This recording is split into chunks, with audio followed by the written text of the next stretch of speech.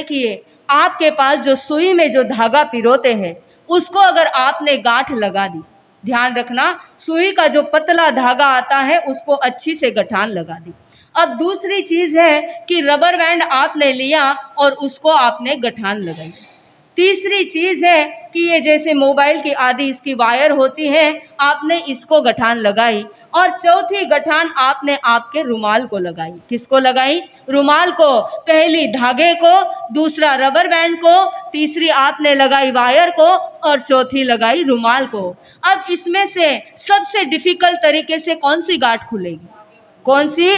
धागे वाली। खुल भी सकती है या नहीं भी खुल सकती है। रबर बैंड के लिए आपको थोड़ा प्रयास करना पड़ा, पुरुषार्थ ज्यादा करना पड़ेगा, उसके बाद खुलेगी। वायर की गठान को थोड़ा पुरुषार्थ और रुमाल की तो बहुत आसानी से खुल जाएंगी। बस इसी बात को समझाया है कि अनंतानुबंधी क्रोध मान माया लोभ धागे की गठान की तरह है। अगर एक बार वो लग गया तो इंसान को उसका फल भुगतना ही पड़ता है। उसके बाद में, और जिसका समय कितना बताया है कि यावत जीवन अगर किसी के प्रति हमने वैर रखा तो हम निश्चित किसका बंद करेंगे? अनंतानुबंधी का बंद करेंगे। उसके बाद में इसीलिए ज्ञानी कहते हैं, पूरी जिंदगी भर किसी को क्षमा न किया हो तो आखिरी सांस जब मौत आए तब तो सबको क्या कर दो, तब तो कम से कम क्षमा याचना कर लो। उसके बाद अप्रत्याख्याना वर्णीय रबर बैंड के गांठ की तरह है, जिसको क्रोध को, मान को, माया लोभ को 1 वर्ष तक संभाल कर रखा है, उसको खोलने के लिए पुरुषार्थ करना पड़ेगा। तो जिन लोगों के लिए वैर की गांठ बांधी है, कम से कम अगर नहीं कर पाओ तो ये जो साल भर में एक पर्व आता है, कौन सा पर्व? संवत्सरी महापर्व आता है, उस दिन तो अपने भीतर की वैर की गांठों को क्या कर दो? खोल दो। और जिनको इस अप्रत्याख्याना वर्णीय से बचना है, उन्होंने अपने जीवन में छोटे से छोटा नियम लेने के लिए क्या करना है? कटिबद्ध बनना है। भले ही आप दिन भर में से एक नौकासी का लो, मैं तो कहती हूँ जैन धर्म जैसा फ्लेक्सिबल धर्म शायद ही संसार में देखने के लिए मिलेगा कि आप खाते पीते भी तपस्या कर सकते हैं। कैसी तपस्या? कि आपने अगर आप 1 बजे भरपेट खाना खाया है, पानी भी आराम से पिया है, तो अगले 1 घंटे तक आप कुछ खाने वाले हो? नहीं खाने वाले हो। तब भी भगवान कहते हैं अगर कोई जीव 1 घंटे भी अस्नम पानम खाइमम साइमम के त्याग ले ले, पचकान ले ले, तो 1 घंटे में भी उसकी क्या हो गई है? उसकी तपस्या हो गई है। तो छोड़ना कुछ भी नहीं है, जो कर रहे हैं उसमें ही क्या करना है? प्रत्याख्यान लेकर करना है। हमारे भाई लोग हैं, घर से नाश्ता आदि कर कर निकलते हैं, चाय पानी लेकर निकलते हैं, घर से निकलते दुकान जाने में मान लो 20 मिनट 25 मिनट आधा घंटा लगेगा। अगर आप उस आधे घंटे के लिए भी अस्नम पानम खाइमम साइमम के पचकान लेकर निकलते हो तो उस आधे घंटे में भी आप किसके अंदर आ गए? आप उस तपस्या में आ गए। भले ही दुकान पर जाकर आप उस पचकान को 3 नौकार के भांगे से पार कर पानी आदि ले लो, लेकिन इतना भी धर्म भगवान क्या कहते हैं? इतना भी जो व्यक्ति करने का प्रयत्न करते जाता है, धीरे धीरे वो अनंतानुबंधी अप्रत्याख्याना वर्णीय ऐसे करते करते अपनी आत्मा को कहाँ लेकर जाता है? मोक्ष के द्वार पर लेकर जाता है। तो ये हुआ अप्रत्याख्याना वर्णीय। उसके बाद में प्रत्याख्याना वर्णीय जो वायर में लगी हुई गांठ के समान है, जिसको भी खोलने में हमें क्या करना पड़ेगा? पुरुषार्थ करना पड़ेगा।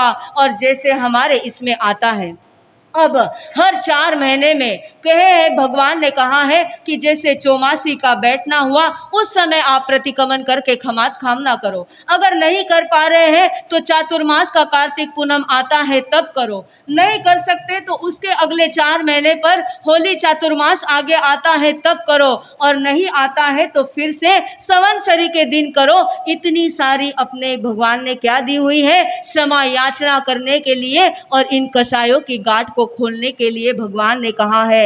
और जो चाहता है, क्योंकि जब ये प्रत्याख्याना वर्णीय कर्म का उदय है, मैंने कल भी कहा था कि हम लोग क्या नहीं ले पाते? हम संयम ले नहीं पाते। और जो लेता है उसको भी हम क्या देते हैं? उसको भी हम रोड़े बनते हैं, उसके इसमें भी अंतराय देते हैं। आज आप चाहते हो, आपके मन में भी कई बार वैराग्य आता होगा, जब आप भाई लोग और जो भी बहनें, चलो जो भी श्मशान भूमि में जाते होंगे, जब ऐसी सारी अवस्था देखते हैं तो मन में एक बार तो आता होगा कि अरे कल, आज इसकी चिता जल रही है, कल किसकी जलने वाली, कल मेरी कभी ना कभी जलने वाली है। ऐसा लगता है कि इस सब को छोड़कर मैं क्या कर लूं, संयम अंगीकार कर लूं। लेकिन वो श्मशान या वैराग्य है, वो कहाँ तक टिकता है? श्मशान तक रहा और श्मशान के बाद वो बाहर रखते ही चला गया। लेकिन भले ही ऐसा सब कुछ हो, लेकिन कभी ना कभी तो हमारी संयम लेने की भावना है। और इस प्रत्याख्यानावर्णीय को जो जीव तोड़ना चाहता है, उसने भले ही वो कुछ संयम नहीं ले पाया, लेकिन जिन्होंने संयम लिया है उनकी जितनी अनुमोदना करेगा, जितनी उनकी प्रभावना करेगा, उसके प्रत्याख्यानावर्णीय कर्म के बंध टूटेंगे। और इसी के साथ में अगर आपके सामने प्रसंग है, आपके रिश्तेदारों में शादी है और आपके गांव में दीक्षा है, आप किसको चुनेंगे? किसको चुनेंगे? किसको चुनेंगे?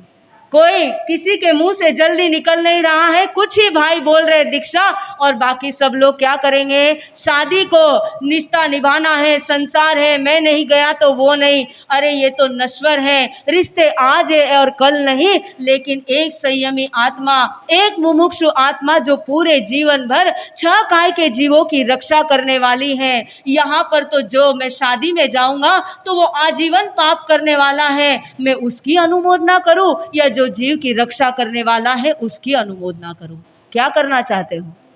किसकी? अभी भी आवाज नहीं आ रहा है कि क्या करना चाहते हो? जो सरल आत्मा होगा, जिसको मोक्ष में जल्दी जाना होगा, वो किसको चॉइस करेगा? किसको? दीक्षा को। और ये कहने की ताकत भी उस शादी वाले को रखेगा कि भाई संसार में शादी तो आज और कल चलती ही रहती है। दीक्षा लेने के लिए कई आत्माओं को अथक परिश्रम करना पड़ता है, चारित्र्य मोहनीय कर्म का उनका बंध टूटा होना चाहिए, सारी उपलब्धि होनी चाहिए, तब कहाँ जाके एक जीव संयम लेता है। यहाँ पर आप लोग 500 लोग भी बैठे हो, लेकिन उसमें से अगर कोई है, कोई विरला ही होगा जो क्या लेगा? संयम लेगा। तो जब भी ऐसा प्रसंग आए तो चॉइस किसको करना है? किसको करना है? दीक्षा को करना है। और वहां पर जितनी अनुमोदना करके आओगे, कभी ना कभी आपको भी संयम मिलेगा और प्रत्याख्यानावर्णीय का बंध टूटेगा।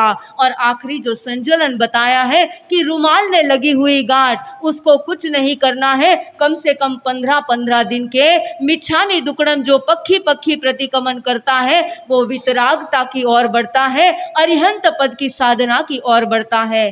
तो ऐसे ये जो 4 कषाय हैं, इनका बहुत गहरा संबंध हमारे जीवन के साथ है। और इसी के वजह से मोहनीय कर्म का बंध होता है। और ये मोहनीय कर्म है जो हमें केवल ज्ञान और केवल दर्शन को होने नहीं देता है। और जीव को जब तक केवल ज्ञान नहीं प्राप्त होता, तब तक वो मोक्ष में जा नहीं सकता।